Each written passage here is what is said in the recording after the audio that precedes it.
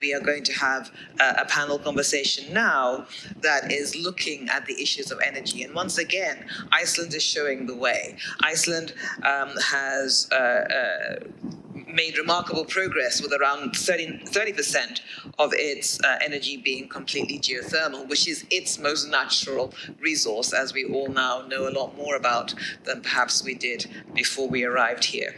So the panel now will include Halla Hrund Logadóttir, I'm so sorry, the Director General of Iceland's National Energy Authority, Lesley Arthur, CEO of Cubica Energy and founder of the Energy Quest Foundation, Kessely Hong, Senior Lecturer in Public Policy at the Harvard Kennedy School, and it'll be shared by Maithreyi Seetharaman, journalist at the Chief Brief.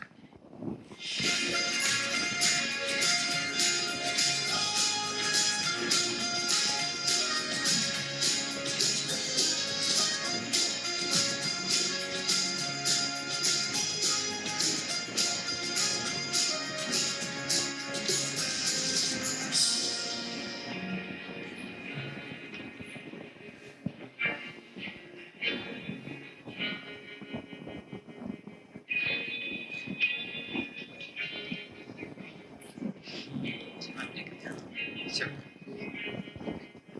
I'll take this one. Okay.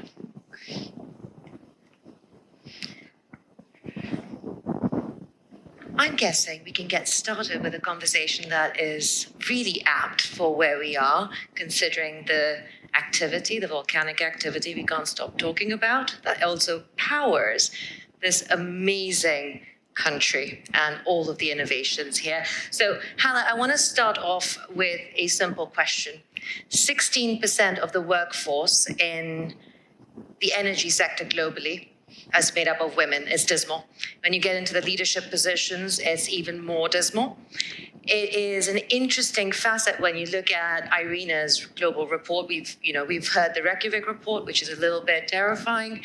IRENA's report, the International Renewable Energy Agency's report from last year, was kind of an indicator that we're saying, hey, renewables has so much potential, 139 million jobs potentially being created.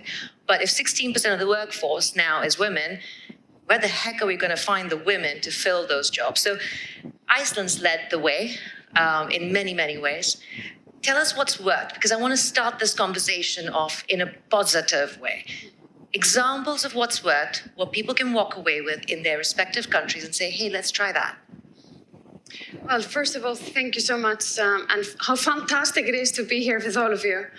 Maybe if I start with where Iceland is now, so 85% of our energy mix is from renewables. It's been a big journey.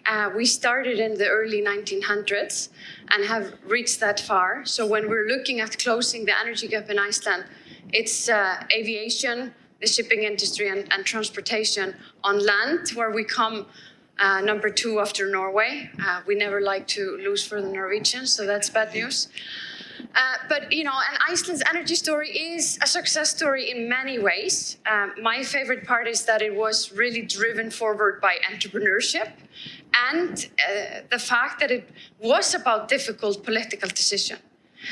It is, however, not a success story of when it comes to gender equality. You were mentioning the figures globally, how women are underrepresented in this industry. And the same applies actually to Iceland. It is one of the most male-dominant industries in the country. I am in this role in the public sector. If you look at the private sector, the bigger companies, it's very much underrepresented.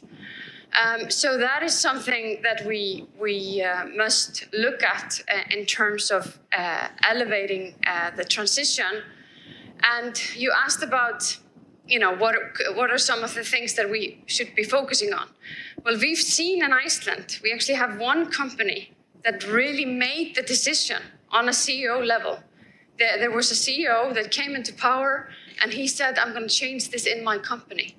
And he recruited a lot of women and made sure that it was gender equal in the board.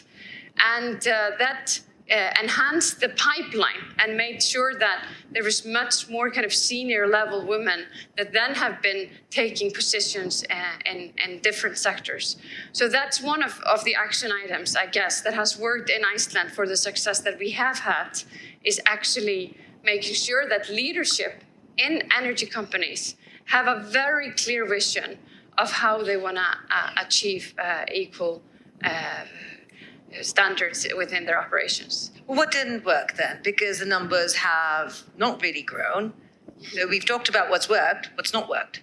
Well, I think if you look just in the last 2 years, because we had quite a growth in the energy sector in Iceland in terms of having more women in management roles, but then there was quite a lot of empty positions in the last year or so. And you know what? I think people took it a bit for granted. People were thinking, okay, we have reached so far in gender equality in general. I'm sure we're going to see women in many of these big companies. But the outcome was completely the opposite. So there was kind of a backlash. And I think to kind of refer to some of the conversations that have happened here this morning, it really is an ongoing strive, right?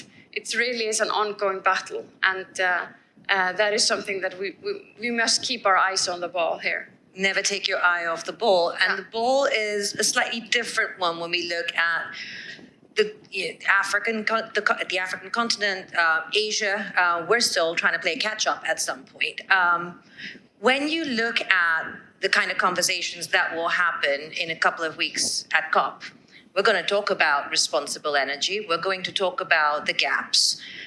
What has been the African experience in terms of climate change and being responsible for the current population to build that infrastructure in, actually, for the next generation? Because this kind of infrastructure, it stays for 30, 40 years.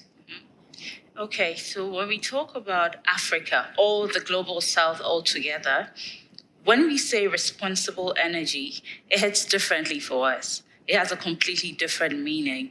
Responsible energy for us would be more energy. Okay, the climate discussion is essential. We haven't the effects we all know, many parts of the world is also experiencing.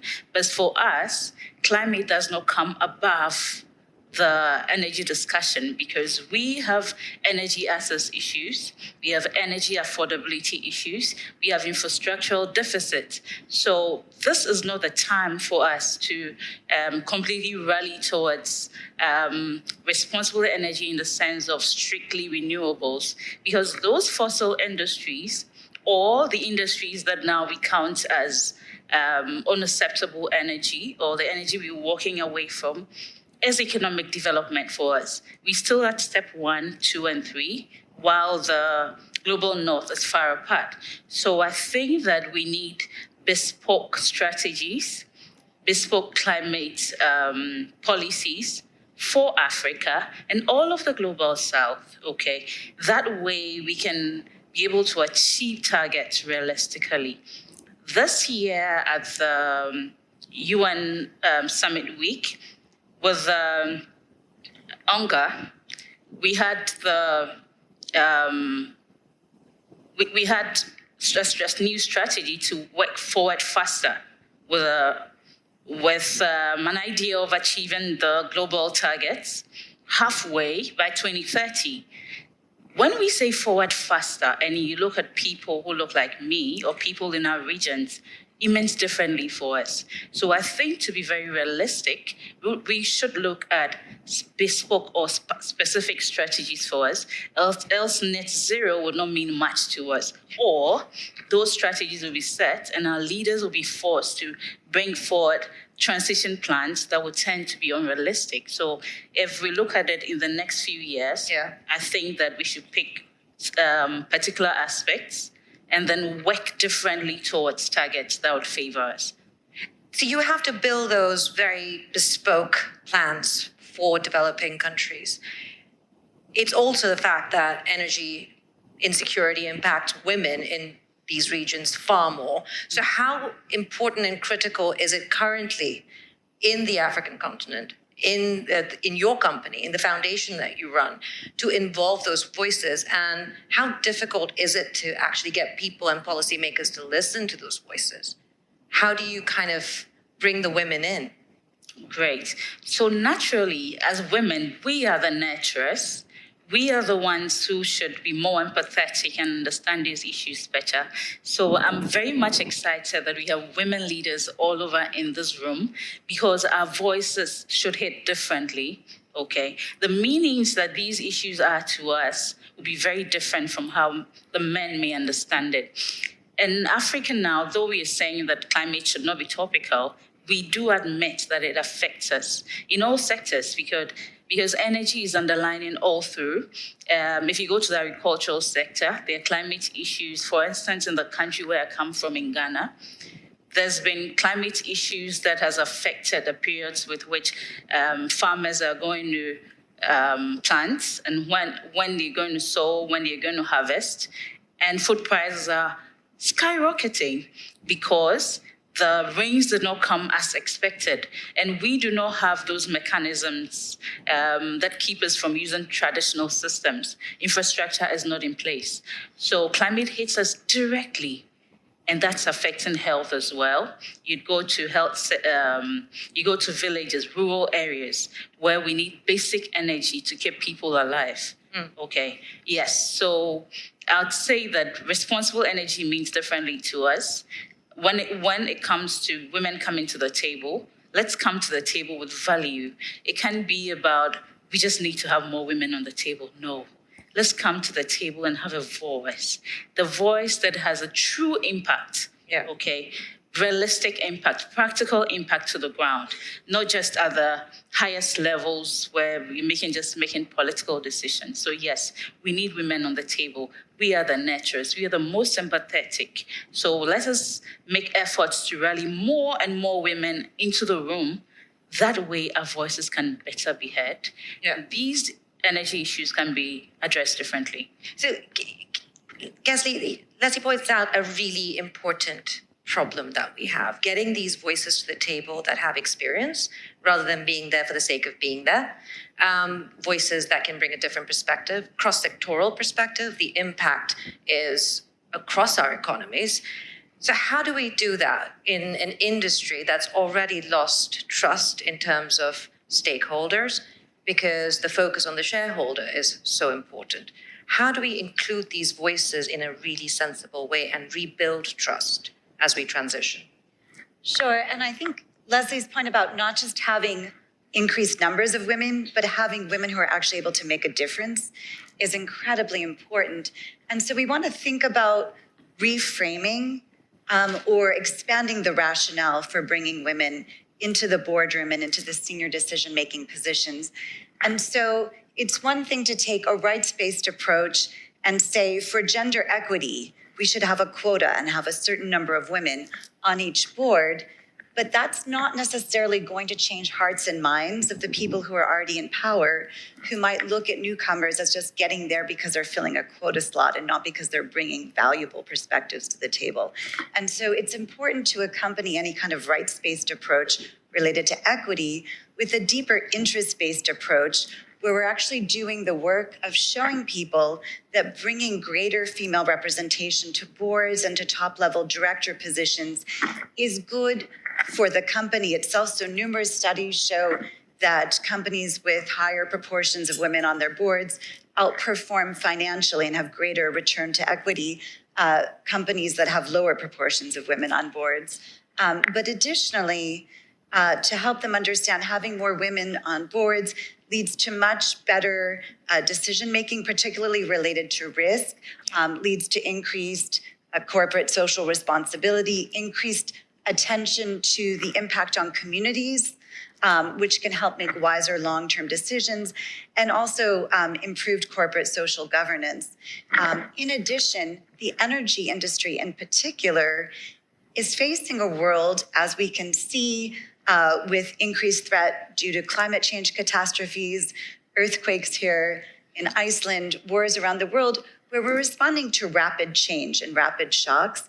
And when that happens, it's not helpful to have a group of decision makers who are all trained to think the same way and come from very similar backgrounds, because they might be strong in a technical sense, but they won't be strong adaptive leaders who are able to recognize new kinds of challenges and come up with creative and innovative solutions. And so it's the companies who can have greater diversity, both in terms of gender, as well as in other kinds of representation, who have been shown to be more nimble and better able to respond to a changing world.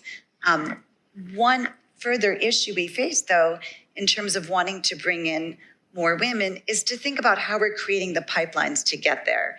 And so we need women with experience, but even in companies that can point to a certain proportion of women who are employed, we have to look at the roles that they're entering with, right? So women tend to come in to the HR positions, to accounting, to administration, to PR, to communications, but they're less likely to be employed in the R&D related to STEM or in senior management positions, which is where the growth comes and where the positions where people can rise up to senior leadership levels. And so that also ties back to, if you look at women's representation in STEM fields in higher education, when women are vastly underrepresented.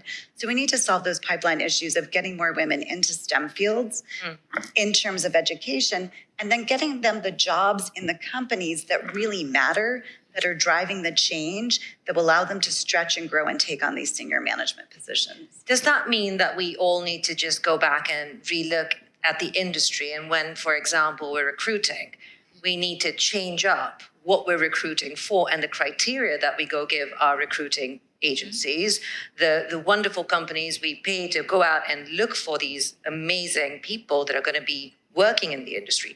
Do we need to change up what we're looking for in terms of the criteria we set? Do we need to change up the interview process when we talk to these women? And do we also, as women within either the industry or connected, affiliated, push each other a little bit more so we don't sit on our laurels, Halla? Mm-hmm. Well, I think all of these things kind of need to come together. And I think they need to come together now because as Kessely and Lesley have mentioned, I mean, we're at a very important point when it comes to energy transition in the world related to climate change, related to poverty and so forth. So if women, it's the fourth industrial revolution, if you think about it, right? It's really about converting energy systems that have a very long lifespan. So if we don't make sure that women are engaged in this complete transition, then how can we make sure that we're actually a part of the outcome, part of the solutions that will live for decades? Mm-hmm. So making sure that we are recruiting effectively in the industry is definitely a part of it. We actually had an event here yesterday where Kessely was hosting a negotiation workshop for 130 young women about, advocating for themselves within the industry. So all of these little things must come together. I will end because we're also trying to look at happy thoughts and happy notes here. One of the things that we are seeing when it comes to the innovation sector in Iceland is that it's many more women that are actually leading the way there. So when it's the bigger companies, it's more male dominant. But when you look at the entrepreneurship scene and the upcoming companies, it's women. Yep. And you know what the great news is? That it's also women that, are thinking about the big picture. You mentioned empathy, like what do solutions mean for communities? What does it mean? How can we create more value from the resources than we have before? So it's really as well a different approach. It's not just about building as much infrastructure as possible to build it, but it's actually thinking carefully about, why are we building it? Who is it serving? What will the impact be on communities, on the final end user and so forth? And I think this is probably like one of the most important reasons why we really need to have women at the table, because, we're designing solutions that will last for a very long time. Last for a very long time. So the last two words for both of you. Lesley, can you give us an idea of what entrepreneurs and the innovators and the communities across the African region are doing that is going to leave us feeling a little bit more positive about this transition? Yeah. Are they getting the money? That's the biggest part, actually. So yes, the funding is a very big setback for us. I love the fact that Halla mentioned the issue of women entrepreneurs now and innovations. I think that in the forefront of the idea of leapfrogging, okay, from our end, from Africa and the global south, I think women are in the lead. We're doing so much work with innovations and helping with renewables and all that. But yes, the missing link there is funding and infrastructure. Okay, so if you're going to achieve the targets we're looking at in terms of renewable, then yes, the funding must be up there. How do we get this funding through? So luckily for us, we have all these leaders in this room who have great interest in women development. What are we doing to fund these female-led businesses? What are we doing to contribute to these businesses that are making impact? Okay, so I think that we should now strategize, like I said initially, to give it a focus that let's see what are the best ways we can fund this and make them happen, not just to sit at the leadership level to say we're achieving net zero. How are we doing? Let's pick it in those little steps and deal with funding, deal with technological support, which we very much need. Yes, and then the infrastructure in there. I think we would get something once the decisions are now made looking practically at the ground level, not that just at the corporate level. Now we're going down to those women and children in that rural corner, in that layer level. Mm. And then once we help them achieve there, I think we can achieve our goals all together as a country, as a sector, and as a world, as a global village that we are now. I'm sorry to cut you off because we are definitely out of time, but Kessely, I want to get a last word from you. Since you were giving advice last evening, how about some advice for the entire room that couldn't make it for that dinner? What can we do to ensure that we push this agenda forward in a very constructive way? Sure. So just on smaller terms, you were asking about how companies can recruit differently. And it's really about making the company a place where women would want to work. So do they have transparent policies so women understand the criteria for promotion? Are they giving equal opportunity to the jobs that can lead to rising to a senior management level? Do they have greater flexibility for both women and men who are parents with childcare and with building an on-ramp after taking a parental leave? It's these kinds of things that can make the companies places that will attract women who want to do great work, but also have a life.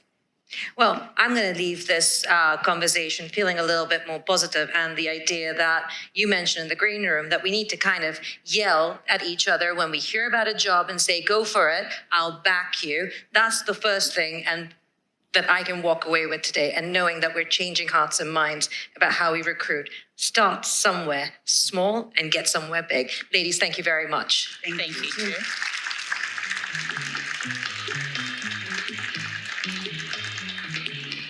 Dig.